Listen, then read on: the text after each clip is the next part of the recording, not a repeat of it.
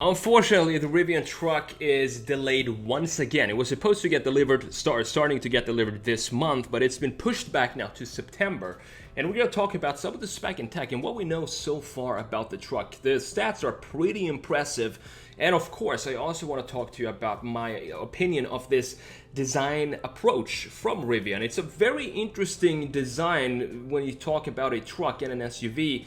And I think it's going to work well for Rivian. I want to tell you exactly why when we talk about the front view, the side view, and the rear view. And I also kind of want to show you how I would spec the Rivian truck on the website here. By the way, did anyone notice the W124 Estate down there in the corner? I think I can see some monoblock AMG wheels on there as well. What a beauty. So here on this Motor Trend article, you can see that after it initially announced a production delay earlier this year, Rivian was due to start delivering its R1T pickup this month. Well, it seems that's not happening anymore. According to a letter to customers from Rivian's chief executive officer, a pandemic-related delay means initial deliveries of the R1T are now due to begin in September. Not a massive delay, and you can kind of understand that this might happen. It's just something you have to live with. It's been a rough year specifically for startup companies such as Rivian here, and on top of that, they're busy with this Amazon Prime van as well, which they have a contract with Amazon to deliver. Let's see what it says here. The contract calls for 100,000 Prime vans to be delivered by 2030, and you already see some of these out on the street here. You can see here early production models have already entered the field, but volume production will ramp up next year with an aim of delivering the first 10,000 vans by the end of 2022. So Rivian is they're extremely busy right now. But the thing is, I'm so excited about the Rivian truck here. I want to see this out on the street. It's such a cool design. Let's talk about some of the spec of this truck here, because it's pretty impressive. It has 800 horsepower and a claimed 0 to 60 miles per hour time in just 3 seconds. For a truck, that's insane. And it was, as we said, supposed to be starting deliveries this month in July of 2021, but now it's pushed back to September. And you start with a launch edition, and that has a base price of $73,000. The Rivian says that every R1T can tow more than 11,000 pounds, but if you plan on towing a lot with your Rivian, you know that the battery is going to drain obviously a lot faster than if you were to just drive and cruise normally. So you want to wait maybe a year until they release the larger 180 kilowatt hour battery pack with an estimated 400 miles per charge instead of the standard lower 135 kilowatt hour battery pack that comes with the launch edition, and that has a range of about 300 miles. So it makes sense to, if you plan on towing a lot of stuff, you might want to wait a year or so to get the larger battery pack. But now let's jump into Photoshop here, because I want to show you the design, and I want to talk about this design. I don't think I've done it here on the channel yet. So here we have the Rivian R1T, and then I'm going to spec it just as I want it at the end of this video, and I'm going to hear your opinions on my spec, on the spec that I choose for the Rivian truck here. So what I like about this design is I've heard a lot of opinions about this design. Some people hate it, some people love it, they think it's a cool design.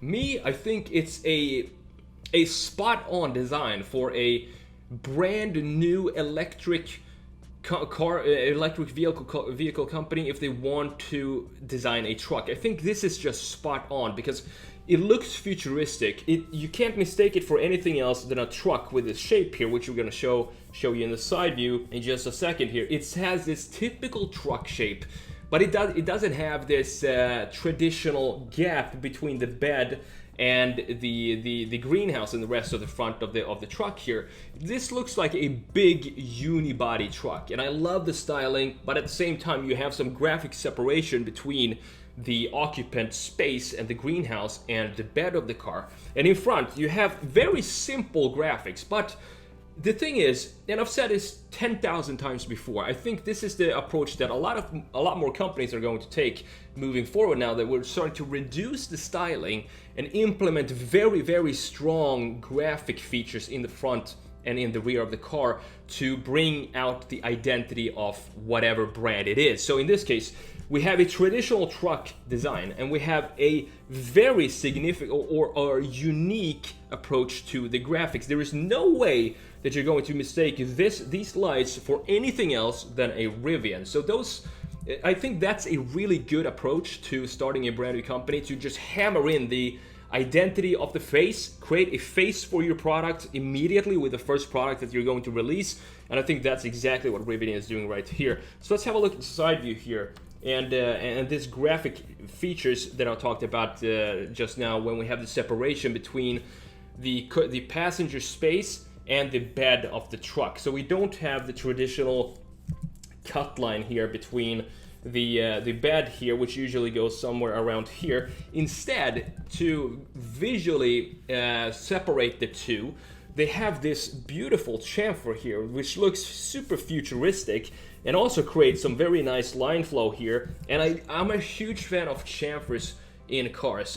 I know it's starting to companies are starting to reduce the use of chamfers more and more around headlights and stuff like that, but to me I think it adds another dimension. It adds depth to the small details of a car. And here you can see we have this beautiful chamfer going all the way around here. So you have around the wheels and then up here into the rear, and then creating this chamfer here that then goes in up top and all the way here. So this is like one of these details that really makes this car look like a super modern truck.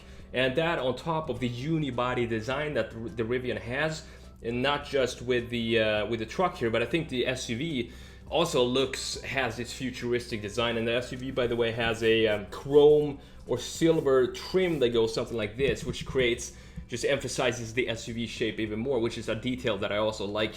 I'm also a fan of the blacked out A-pillars here, because then, I don't know, it just looks like almost a visor design when you black out the front, the A-pillars of the truck here as well. And on top of all this, you have the brand identity, not just in the front here, but also in the rear, because basically the headlights here, or the headlight graphic, is mirrored right here in the rear, as you can see here if we look at the rear view. And this also very simple design. Basically what you have a light bar that stretches across the width of the design.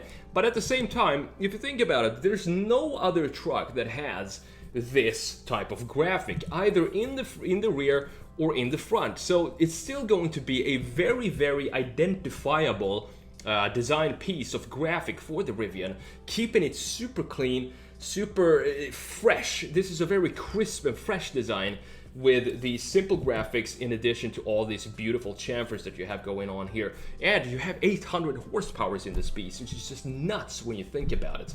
And I would definitely go with a 400-mile range down here. So let's have a look at the trim levels and how I would spec my Rivian truck here. Here we have the R1T, very cool promotional marketing pictures here. I really like this blue, by the way. It looks super clean, but it's probably not the color I would pick personally. I would probably go with the adventure package here, because we have added functionality, and you also get more options with from a design standpoint. So I would go with the adventure package, which is $73,000, compared to the Explorer, which you can see right here. You have a little bit of a different design here. Specifically, if you look at the side mirrors, it's basically what you can see changing between the two packages here. And the battery pack, I would go with add another $10,000 to bring up the mileage by 100 miles. To me, that is what I think this truck is for. If you're going to have a off-road truck like this and an adventure truck, you want to, the first 100 miles is just going to be getting out of civilization and into the wild. So adding 400 miles, and you don't really want to have to think about charging when you're out there. You just want to have sufficient charge to get back home at the same charge, and you just want to charge at the home point and not while you're out having your adventure. So let's have a look at the colors here. I really like the gray, but I've seen this beautiful green color, and I really love the way that this looks. And I'm also a fan, as I said, of the blue here, but I think this is a little bit too funky for an off-road. If you're going to go out in the woods, it's going to stand out too much, just like a splash of color, and scare away all the wildlife maybe. So I would probably go with something more subtle. I think I would go with the green here. The black just looks, you can't really see the lines when you pick a black car. So either green or maybe this, what's it called? Not El Cap Granite. One of these. I probably would pick one of these. Probably the green, just to have some sort of color in there. And for the wheels, I would not choose the sport wheels like we have down here. These are 22-inch sport wheels. They look great if you're not planning on going off-road. I would probably choose these wheels as well, but I would plan on going off-roading with this truck and go on adventures, because that's what I think it's for. So I would probably go with the all-terrain 20-inch wheels here, because I think it looks beefier. It just suits this truck better than having the sport wheels on there. So something like this. And of course, I saved a couple of grand by doing that as well and not having the 22 inches. So this is pretty much how I would spec my Rivian R1T. It looks something like this. And when I think about this and comparing it to the competition, the cool thing about Rivian here is I think they really nailed their marketing and their design at the same time, because compare it to the Cybertruck, for example. We have the Cybertruck, we have the Ford F-150 Lightning now, and the Hummer truck as well, which I don't really count into this segment. I don't know. It feels like the Hummer truck is a separate beast. So I'm gonna compare the Cybertruck, the Rivian here R1T, and the Ford F-150 Lightning. And what I think about the Rivian is it's in between. It sits in between the F-150 Lightning and the Cybertruck when it comes to design. It's not as far out and ridiculously crazy as the Cybertruck, and it's not as conservative and traditional as the F-150 Lightning.